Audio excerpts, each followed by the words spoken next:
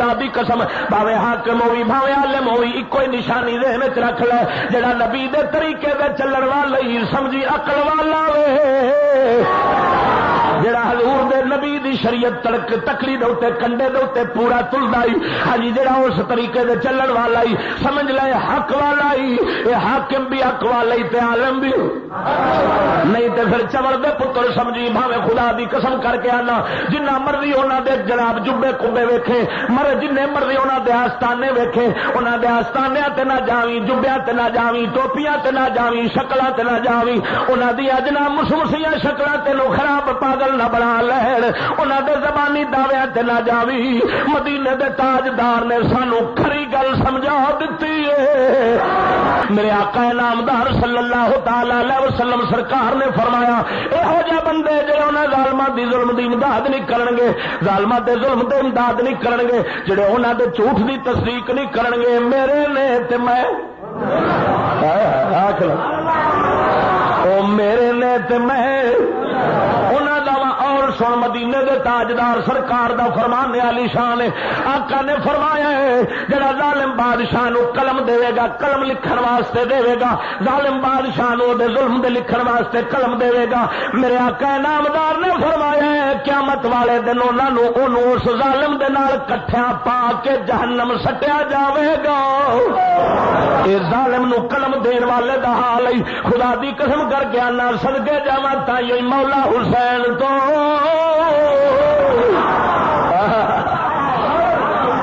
آخنا سبحان اللہ اور سنا لے نبی پاک سرکار دی احادیث مبارکہ آیت بھی پڑھا خدا دی اللہ قرآن نے فرماندا ولا ترکنوا الی الذین ظلموا فتمسکم النار وما لكم من دون الله من اولیاء ثم لا تنصرون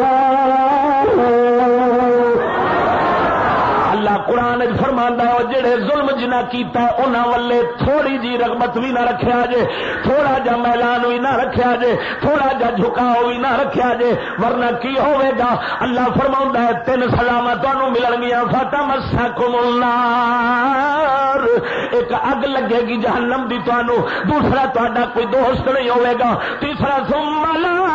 تنصرون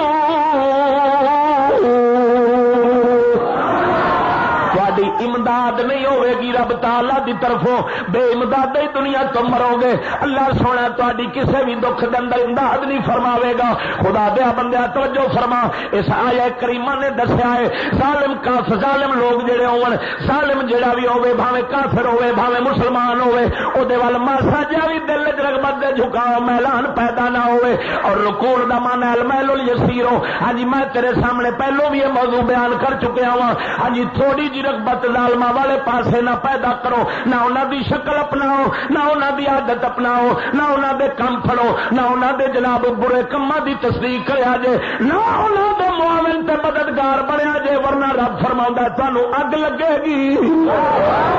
اگ بھی لگے گی نہ تیرا پھر دوست بھی کوئی نہیں ہوے گا نہ غوث پاک تیرا دوست بنے گا نہ مولا علی تیرا دوست بنے گا نہ داتا حجویری تیرا دوست بنے گا کیونکہ جدوں رب نال ٹکر لا بیٹھا رب دے دشمناں دا دوست بن کے رب سونے دی مخالفت کرنے والوں دا دوست بن کے اللہ نال ٹکر لے بیٹھا ہے پھر کسے ولی نو جرت نہیں ہونی تیرے نال دوستی گنڈن دی نہ انہاں سوچنا کدی کیوں اس واسطے اللہ دے ولی او دے ہی بندے نے